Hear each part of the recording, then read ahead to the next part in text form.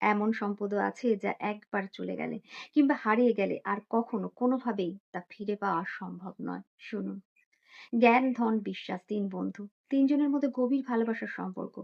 তারা কখনোই একে অপরের থেকে আলাদা হওয়ার কথা ভাবতেই পারত না। কিন্তু এক কঠিন পরিস্থিতির সম্মুখীন হলো তারা।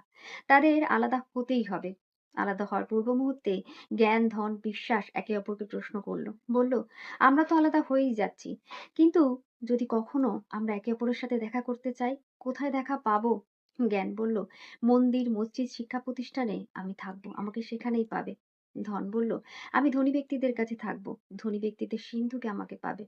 বিশ্বাস চুপ করে রইল।